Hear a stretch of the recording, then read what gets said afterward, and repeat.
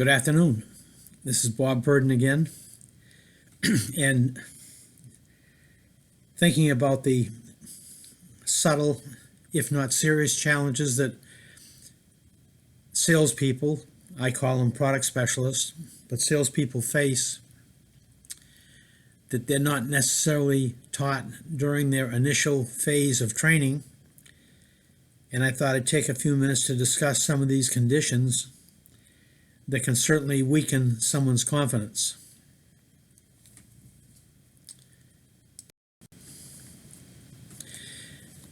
So I'm just going to take some moments to discuss a situation, have you think about it, and then provide my opinion of the answer to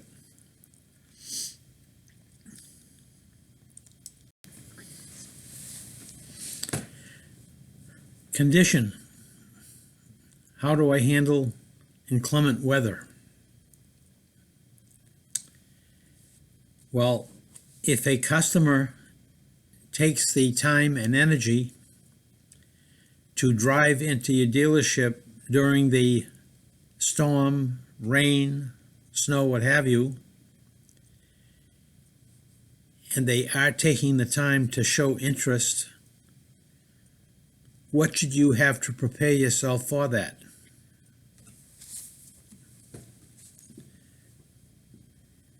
No umbrella, no boots, no raincoat. If we're not prepared for the weather, then what are we doing? Taking the day off because of the bad weather conditions or the inclement weather?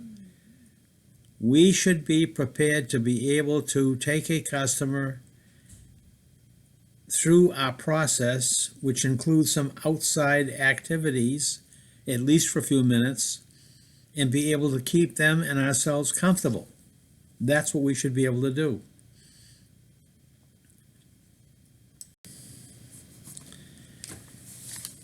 Customers indicate that everything's okay, but they want to see the color in the daytime.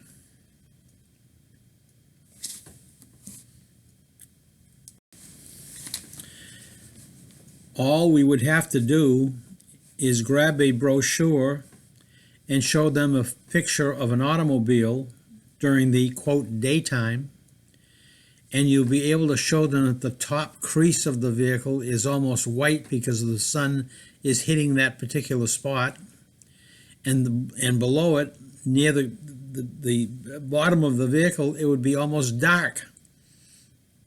Plus, what about all the other colors that are entering the picture and affecting the presentation of the color by being in the area itself? So you have a variety of colors, you have the sun, you have the dark spots. So the answer being, take the people inside, bring the car inside under consistent lighting conditions, and that would be the best way to examine the vehicle in its normal state.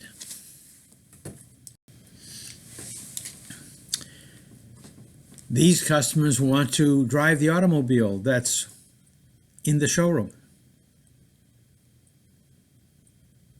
Yes. What should we do? Move the other vehicles that are in the way out and take that vehicle out of the showroom so that they can, in fact, drive the vehicle. That would only obligate them more and have them more impressed with the efforts that you'll make. So every vehicle technically on the and in the dealership should be drivable at any given time.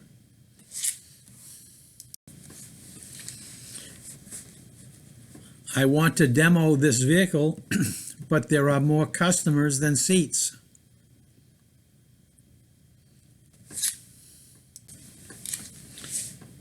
The answer is leave some of them back during the initial demo phase, because to get the most out of the demo, we should be driving the vehicle anyway to show them performance control the distance, control direction, and answer any questions accordingly. When we return from the demo, then we can offer the rest of the people to enjoy the vehicle by either me demoing the vehicle or having the occupant who was with me that drove the vehicle during the initial demo ride, have them take the people. But we should always make sure that we are on the initial demo, and again, have the people who are not able to take the ride certainly just sit back and wait till we get back. Big difference.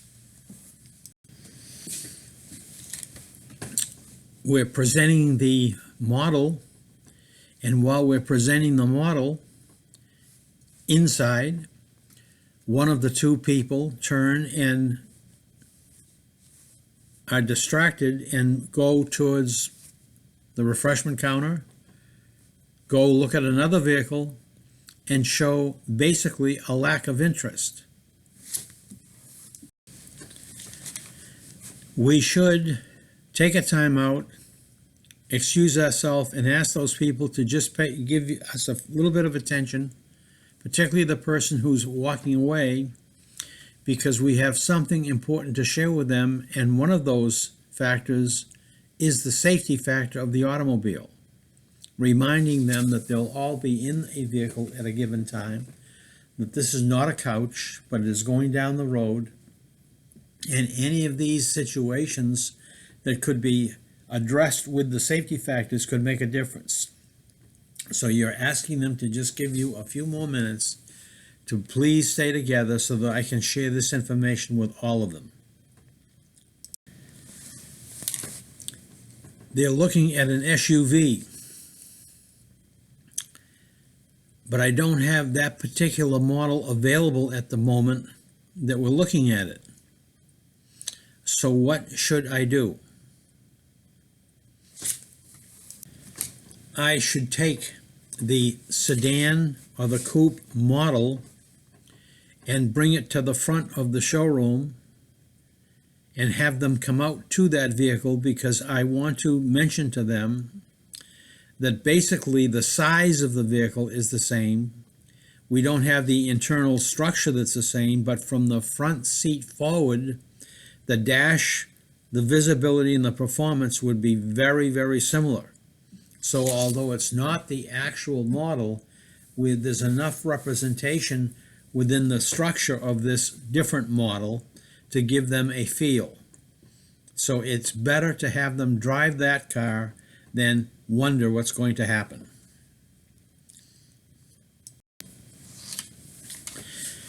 These people just want a brochure. So we would say, okay, and we would get a brochure. Remember, this is after the introduction, and they're giving us their opinion of what they want to accomplish. But I bring the brochure over to them, and I take a moment to share with them one very important feature. The brochure shows features, but it does not share benefits. So the brochure is a pictorial presentation of the automobile, but it's not sharing to them what the features are. Did they mention the safety glass? Did they mention the disc brakes and the reason for them? Do they mention and the benefits of these features? They really don't. So handing them a brochure and saying to them, could you folks take a moment? I've got something important to show you. If you can take these people, which percentage of time you will, just before they go, I'd like to have you just take a minute with me and walk them over to a model and just begin to show them some safety features.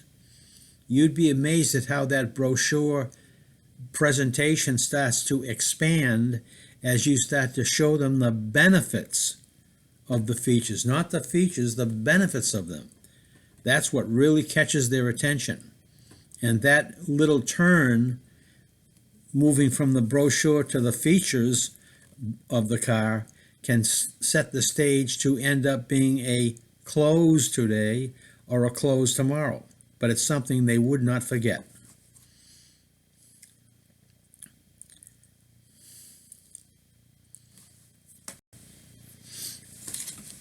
The weather is inclement.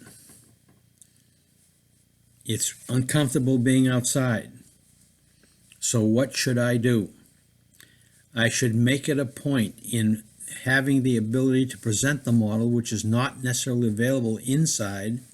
So I should take a moment, excuse myself, offer them refreshments if you will, go out, grab the model that's sitting in stock and pull it inside so that they can at least take a moment to look at the vehicle and begin a presentation and start to move the interview forward.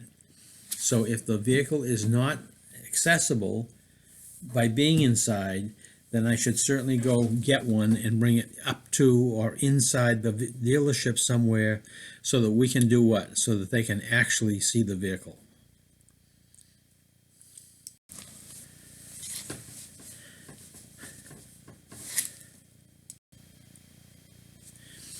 During the demo ride,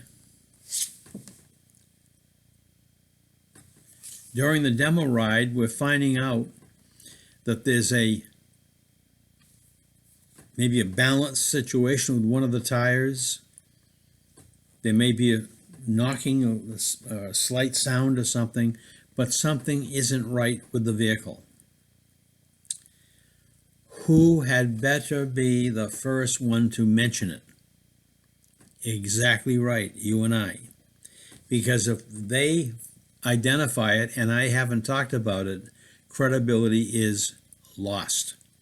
So every now and then we're in a vehicle giving it a demo and the vehicle is not set up for some reason properly, and that's when we should make a point, the fact that it has or has not been serviced, but we should be the first one to identify a situation.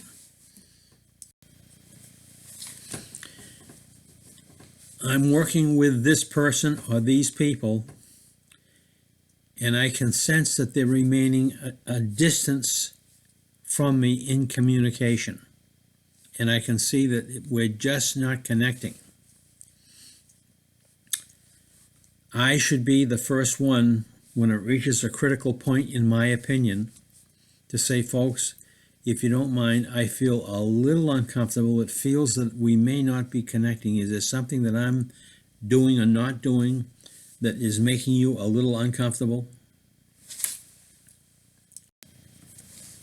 The reason I'm doing that is to give them a chance to break that barrier that they put up in communication. They've established it, and they really don't know yet how to get away from it. So sometimes when people are uncomfortable, we should acknowledge that we feel that something's not right. And is it something I'm doing, or what can I do to help you folks relax? Bring it to their attention. Don't keep it hidden, because it will probably only get worse. So if we're not communicating or not comfortable with each other, let's be the first to mention it. It makes a difference for a lot of people and allows them to break that wall around them and start to relax themselves. A customer I'm working with, I can sense that there is alcohol on their breath, and they're requesting to take a ride in an automobile. Without risking a problem later, I want to mention to these folks that if they have been drinking alcohol, I may be happy to drive them, but they will be unable, policy-wise, to drive the vehicle. Also, if I'm giving a person the opportunity to drive the vehicle and they start driving it excessively, I have a responsibility to let them know that that is not company policy, and I'd like to ask them to get the car under control conditions and or reduce the speed. That's my responsibility for them and myself.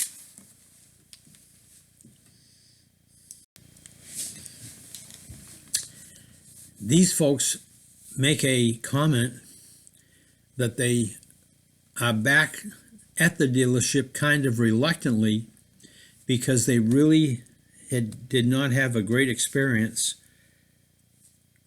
either in the sales or service. No matter what it is, I want to acknowledge it by saying, I understand, and I want to make a point to you folks. We are not perfect. We do mess up. We do make mistakes. But I promise you that you sharing that with me will make a big difference, because that will be carried to the top people in this dealership. Because the one thing we want to do is, we would like to be perfect, but we're not. So thank you very much for letting me know, because that makes a big difference in improving the conditions.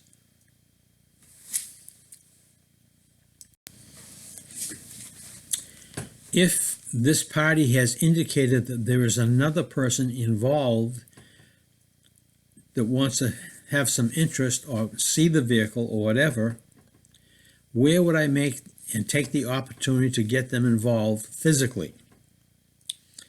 The time would be on the demo ride when I drive the vehicle.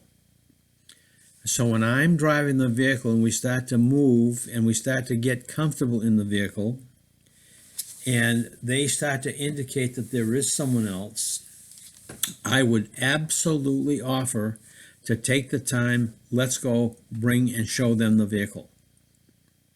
It could make a difference, but my doing that can absolutely change the complexion of this interview. So there's nothing wrong while we're out on the road to offer, let's go take an opportunity. Well, the kids are getting out of school. Can we go pick them up? My wife's at the home. Let's take a moment and go pick her up and surprise her. So offer to help go to these people if it's possible, so that they can see the vehicle and enjoy what's going on.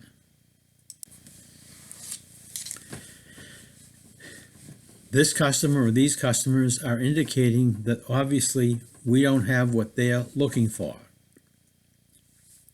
in the model that we make, but we don't have it, the color that we make, but we don't have it. So what is my responsibility? To let them know that this is only a representative inventory. We can't have all the vehicles. So what do we do often? We go get the vehicle from the expanded inventory, which is other dealerships. And that's why it's important. And the reason for that is, no one said that I couldn't sell a car that's not here. I can still sell a car that's not here. And they say, well, we don't want, yeah, but what if we don't like the color? Fine. If you don't like the color, you would not be obligated to take it. What about the equipment? If it's not the right equipment, you would not be obligated to take it. What about mileage? If it has excessive miles, and so I can offer a disclaimer to any of their legitimate concerns, so that they can see themselves not being responsible for something that's not what they would like to have, that I'm going to get for them.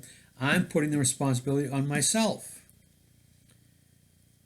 And they say, well, that sounds different. Well, I say to them, I personally bought a house before it was built. So folks, why would you have any concern with these kind of disclaimers, that to allow yourself to let us go get the vehicle, bring it in here, you have to approve it, be satisfied with it, but you're buying it at today's conditions, not tomorrow's, and would make a big difference. So I have a huge inventory in my mind. This could be the inventory, but if not, there'll be others. The same for a pre-owned customer who walks on the lot and says, well, you don't have what I'm looking for. Well, folks, it's kind of football season this weekend. Why don't you go and relax? Let me get the car for you. What do you mean? There are buyers all over the area that get cars all the time. Let us have a buyer search through not only all the inventories out there in the state, but different states. and let them be responsible for finding the vehicle you want in the condition you want, without any responsibility on your part. So were you going to go to the local lots only when you have all of these dealerships with all of these cars out there and probably having exactly what you're looking for? So why don't we go locate it for you? I want to expand their thinking, because we do this, obviously. So let them know that because we don't have it in stock here doesn't mean that it's not accessible to them. Well, how long will it take? Well, folks, as far as I'm concerned, it's on the way in. Let's just get it, bring it here, have you take a look at it, and if it's going to be satisfactory to you, you have it. So I don't have a restriction mentally for them. The price challenge. Look at, I know all about the cars. I know what I want. That's the model I want. But I'm saying this right now. I want one price. I don't want to negotiate. One price, that's it.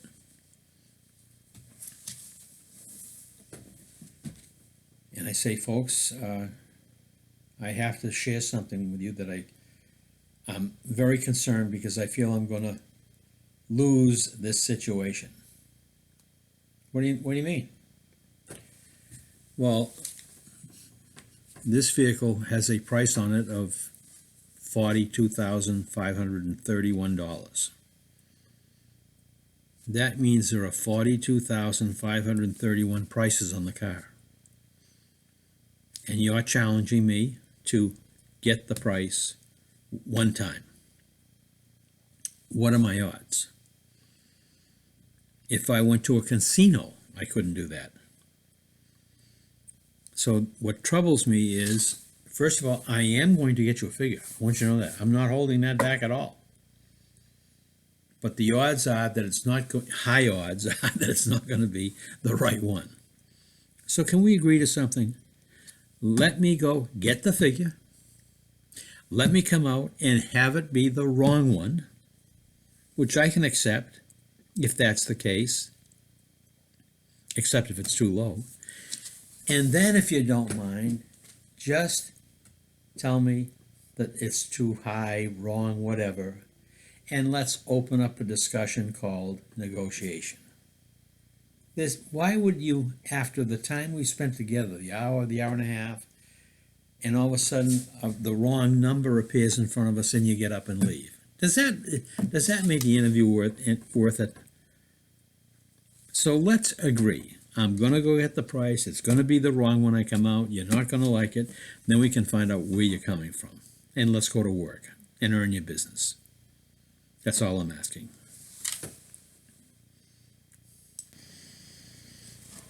What happens is, with that price condition, the amateur will say, okay, go get a price.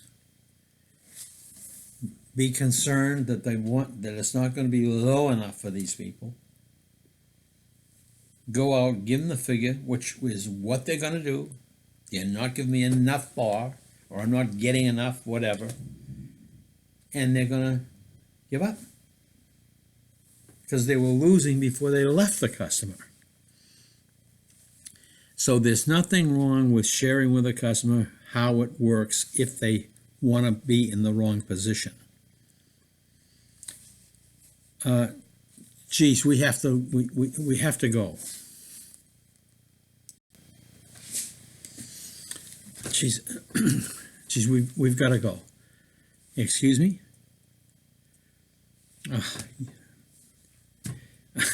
I feel bad for both of us when you say you have to go. Why? Because it took you, as you've explained, 3 years to get here.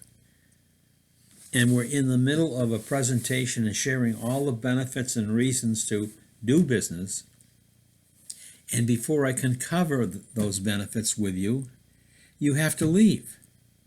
So that's why I'm frustrated. So I hate to have you leave without knowing everything there is to know. because I want to give you all the information it takes to say yes or no without any responsibility. So can you please give me a little more time so that I can complete the presentation? It will make a big difference for both of us.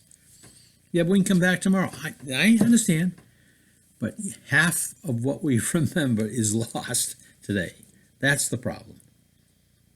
Can you do me a favor? Just call whoever you're going to go see and tell them it's going to be a few minutes. It could make a difference. Thank you.